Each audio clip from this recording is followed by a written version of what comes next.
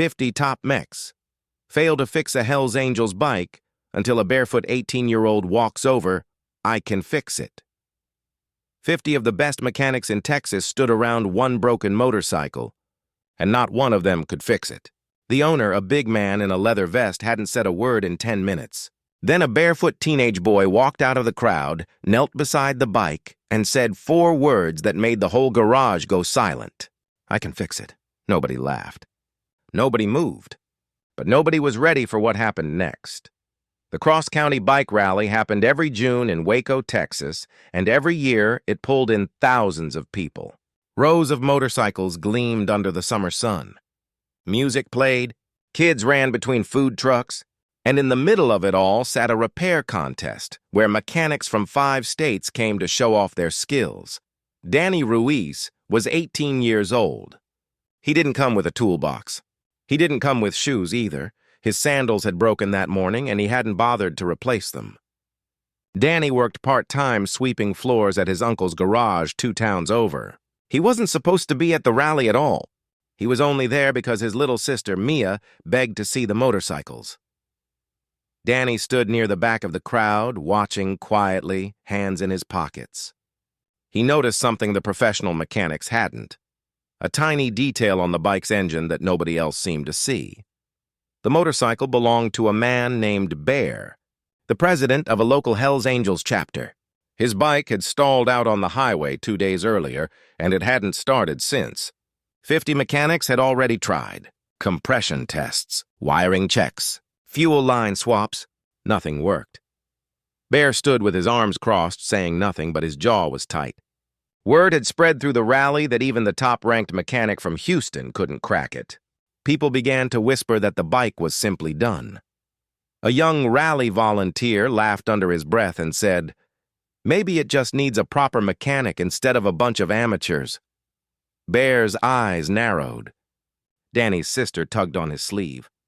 "Danny, look," she whispered. "That thing on the engine. Isn't that what Uncle Ray always checks first?" Danny froze. He had seen this exact problem before, but saying so in front of 50 grown men who had already failed felt impossible. The crowd started to grow restless. Someone suggested towing the bike away. Bear still hadn't spoken. His silence made everyone more nervous than shouting would have. That's when Mia did something Danny never expected. She raised her hand and called out, "My brother can fix it!" Heads turned. Mechanics chuckled. One older man in a stained jumpsuit smirked and said, "Kid, we've had specialists working on this all morning." Danny wanted to disappear. But then he looked at the engine one more time, and he noticed it again. The same tiny clue from before. A loose wire tucked behind a bracket, exactly where nobody thought to look because it seemed too simple to matter. Bear finally spoke, his voice low and rough. "Let him try." The whole rally went quiet. 50 professional mechanics stepped back to let a barefoot teenager crouch beside a motorcycle worth more than most cars in the parking lot. Nobody expected what he found underneath that engine cover. Danny knelt down, careful not to touch anything unnecessary. He gently pulled back a bracket and pointed at a single wire, nearly invisible, tucked where the mechanic's tools couldn't easily reach. "This connector's been rubbing against the frame," Danny said quietly. "It's been shorting out every time the engine gets hot. That's why it starts, then dies."